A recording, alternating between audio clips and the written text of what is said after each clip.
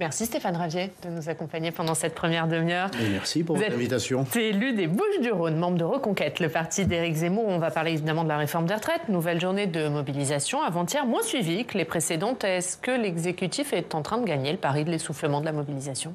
Il a considéré que l'affaire était pliée. On a entendu le ministre là tout à l'heure et il souhaite discuter avec des syndicats à condition que les syndicats soient d'accord. Ça, c'est tout Emmanuel Macron. On veut bien discuter, mais à condition qu'on soit d'accord avec lui. Je crois que c'est M. Véran qui a fait savoir que la réforme des retraites était derrière nous désormais. Donc, quelle que soit la réaction des Français, leur mobilisation, moindre ou plus importante, considère que c'est terminé. La bataille politique, oui, la bataille industrielle, la bataille des naissances, parce que la solution, elle est là en réalité. Cette réforme, à mon avis, elle est injuste, elle est injustifiée, elle est précipitée, c'est une réforme de facilité. Mais est-ce qu'il faut la retirer alors, si vous considérez qu'elle est injuste? Moi, je souhaiterais qu'on la retire, oui, et que qu'on fasse preuve d'intelligence et de réflexion. Quel est le problème ? 1,4 cotisants pour un retraité. C'est vrai que le chiffre, il est très parlant et que a priori, on n'a plus les moyens d'il y a quelques années quand il y avait 3-4 cotisants. Pourquoi ? Parce que la pyramide des âges fait que la population a vieilli, que la natalité n'est plus là. Eh bien, il faut, relancer une politique nataliste en France en faveur de la famille française, si vous me permettez. C'est quoi la famille française ? Ce sont les Français en France, ce sont les familles françaises. On favorise exclusivement la famille française par des mesures fiscales, par des mesures en Hongrie, le président Orban a mis en place une politique nataliste en faveur de la famille hongroise. À partir de 3 enfants, on ne paie plus d'impôt sur le revenu, on peut avoir... Pour les gens qui ont la nationalité française, pour vous ? Absolument. Pour vous, sauver le système des retraites, ça passe uniquement par la natalité ? Ça passe par la natalité d'abord. Alors c'est une mesure à moyen, voire à long terme. On ne va pas faire des enfants et des travailleurs, surtout en quelques mois. Mais ça passe par là, parce qu'il nous faut une main-d'œuvre française, à condition d'avoir des emplois au bout. À condition d'avoir, avant ces emplois, une formation pour les jeunes qui soit digne de notre pays. Donc il faudra un système scolaire, un système de formation qui soit adapté. Il faudra une réindustrialisation, évidemment. Sur quoi, avec Éric Zemmour, nous sommes tout à fait d'accord. Il y a toute une politique de fond. Il n'a pas l'air d'accord avec vous sur le retrait du texte. Lui, il n'a pas l'air de demander le retrait du texte. Il y a toute une politique de fond à mener et une réflexion. Et évidemment, Emmanuel Macron et son gouvernement ne sont pas prêts à cela, comme ses prédécesseurs d'ailleurs.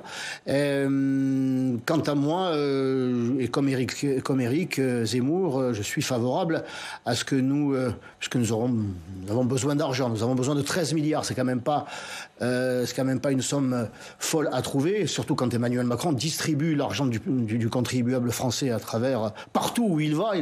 Il a donné 1 milliard d'euros à l'Afrique du Sud pour qu'elle sorte du charbon, alors que nous y remettons, parce que Emmanuel Macron a participé au saccage de d'autres outils nucléaires. Bref, il faut d'abord économiser ce que nous avons, cesser de le distribuer aux 4 vents, et puis aller chercher l'argent où il y en a, parce qu'il y en a. Il y en a beaucoup, 2,5 milliards pour les cabinets de conseil, McKinsey et compagnie, 2,5 milliards, 20 à 30 milliards d'euros de fraude fiscale, de fraude sociale, 40 milliards d'euros de fraude fiscale et sociale, près de 50 milliards d'euros de fraude migratoire, de l'argent, il y en a beaucoup. Donc il n'y a pas besoin de travailler plus. Donc il n'y a pas besoin, il n'y a pas besoin d'une réforme bâclée, d'une réforme imposée, d'une réforme qui, encore une fois, ne s'attaque pas au fond, parce que dans 10 ans, on le sait, dans 10 ans, il faudra chercher l'argent. Chercher l'argent où il y en a, il existe l'argent. Et mais il faut sauvegarder le système par répartition, où vous êtes favorable, évidemment, comme ça a été évoqué au Sénat, à l'introduction d'une part de capitalisation. Je suis favorable à ce que ce système soit conservé, mais rien ne nous interdit d'étudier des solutions alternatives ou complémentaires. Donc pas uniquement financé par les actifs. Le système de capitalisation, on pourrait en discuter, on pourrait en débattre, on pourrait l'étudier. Il ne faut pas rester enfermé. Ce que je vous dis aujourd'hui, c'est que le système de répartition peut être très bien conservé, à condition non pas de faire porter aux Français, de leur infliger un sacrifice supplémentaire, mais c'est l'État qui doit se sacrifier, qui doit un petit peu travailler, se remettre en question en allant chercher l'argent où il y en a, parce qu'il y en a, et cesser de le gaspiller. Marine Le Pen dit que si elle est élue, elle reviendra sur cette réforme. Est-ce que vous y croyez ? Est-ce qu'elle aurait raison de le faire ? Marine Le Pen a tellement promis de choses qu'elle n'a pas tenu avant même d'être élue. Elle avait fait savoir que lorsqu'elle serait élue, eh bien, elle reviendrait sur le mariage homosexuel. Elle ne démarierait pas, mais elle abolirait cette loi sur le mariage homosexuel. Elle avait fait savoir qu'il y aurait un référendum sur la peine de mort, et puis plus de référendum. Alors, une fois, deux fois... Donc pour vous, même si elle est élue, elle ne reviendra pas sur cette loi ? À partir de la troisième, moi, je n'y crois plus. C'est pour ça aussi que je suis parti, à force d'abandon. Non, je ne pense pas qu'elle y revienne. Non, mais c'est un comble, ça. Vous évoquiez ce mobilier urbain, ce bitume, tous ces équipements publics. C'est déjà l'État qui a payé, c'est-à-dire vous, c'est-à-dire moi, c'est-à-dire vous, cher monsieur, c'est le contribuable qui a déjà payé tout ça. Et ça serait au contribuable à payer à nouveau la casse ou les conséquences de la casse.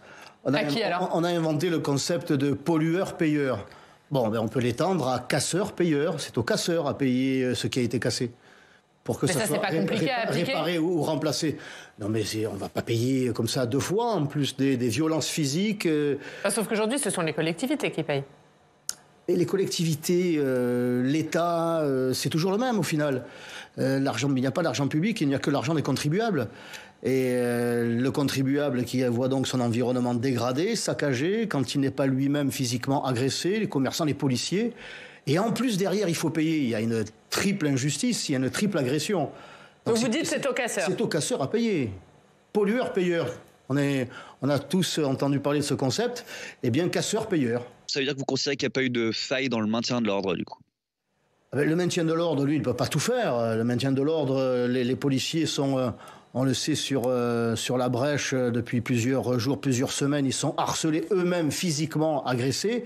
Ils ne peuvent pas tout empêcher. Je dirais qu'ils arrivent à préserver l'essentiel. Ensuite, comment peuvent-ils empêcher des vitrines d'être brisées, le bitume d'être démonté, des abribus saccagés? On a vu Gérald Darmanin est sous le feu des critiques après les événements de ces derniers jours. Pour vous, il n'y a pas eu de faille dans la stratégie du maintien de l'ordre? J'évoquais le dernier maillon de la chaîne, ceux qui sont sur le terrain, ceux qui en prennent, pardonnez-moi l'expression, plein la poire, c'est-à-dire les policiers, à qui j'apporte un soutien total. En amont, il est certain que le ministre de l'Intérieur n'a pas pris les décisions qui s'imposaient, et depuis longtemps.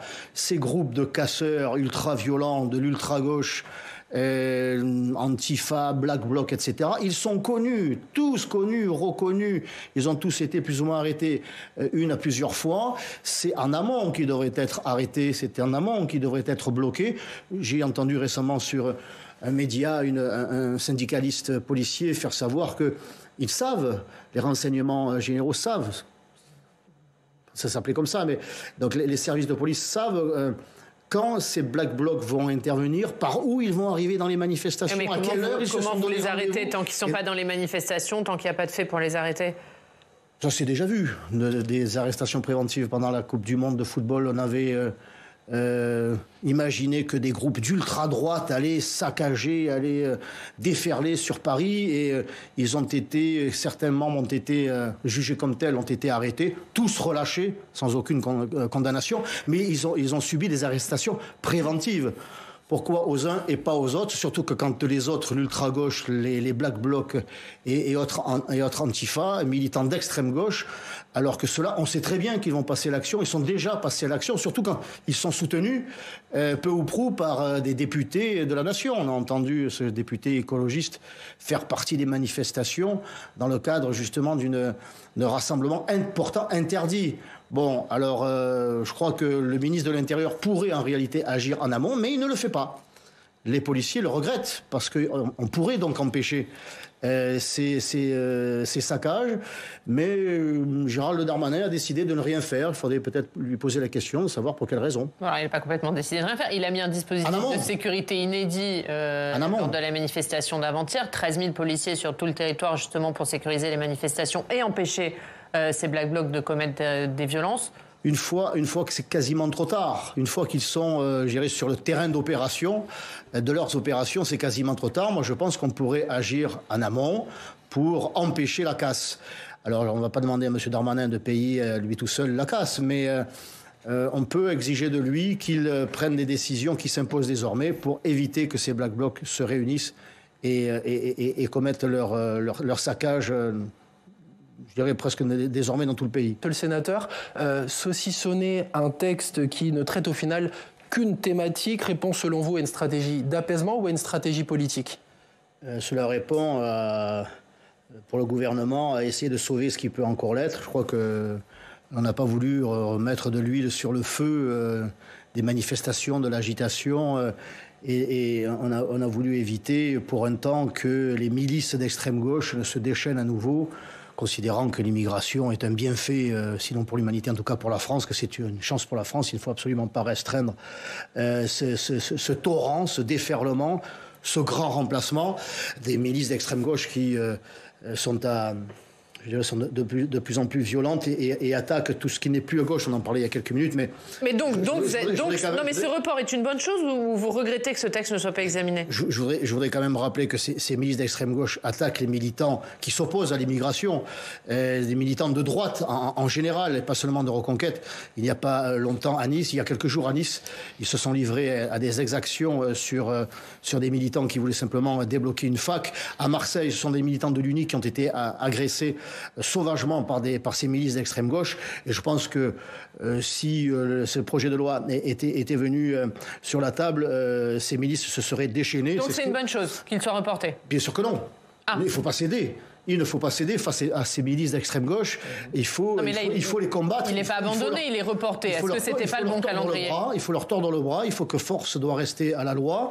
Que c'est la 28e loi, je crois. On est à peu près à la 30e loi sur l'immigration depuis le début des années 80. Il faut une loi.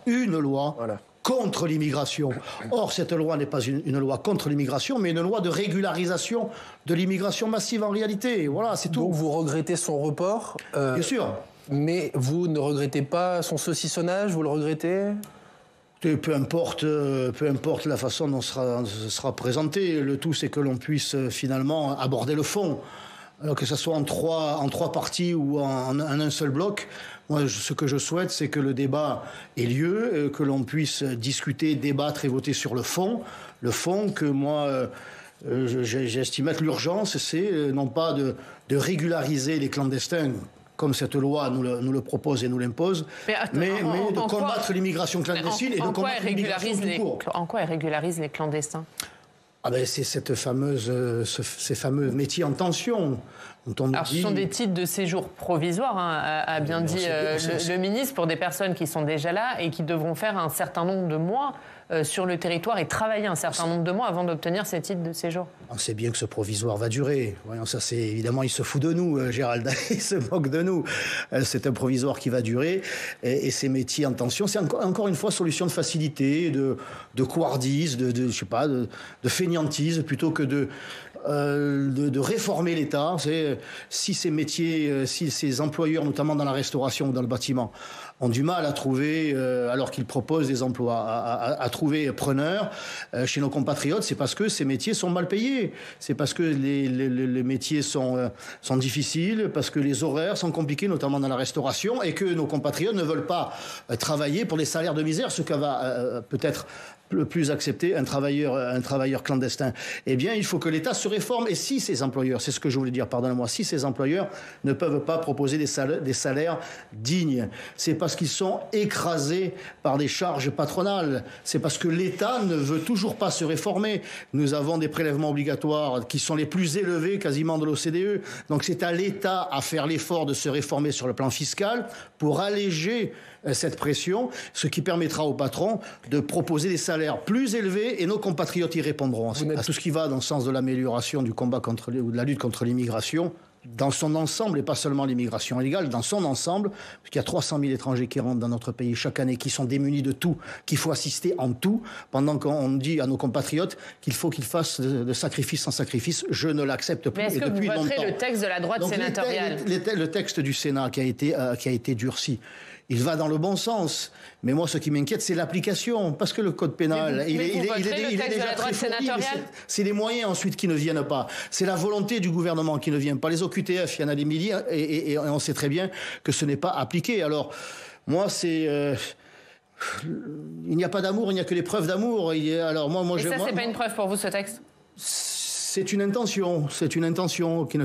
Mais du coup, vous me répondez pas. Vous le voterez ou pas ce texte de la droite sénatoriale? Je verrai, je l'étudierai dans sa dernière mouture lorsqu'il viendra sur la table. Mais tout ce qui va dans le sens, évidemment, de la lutte contre l'immigration et donc de la protection de nos compatriotes dans tout le domaine économique, social, identitaire, sécuritaire, parce que l'immigration, évidemment, ses conséquences ruissellent dans tous ces domaines. À Marseille, 54% de la délinquance est due aux étrangers.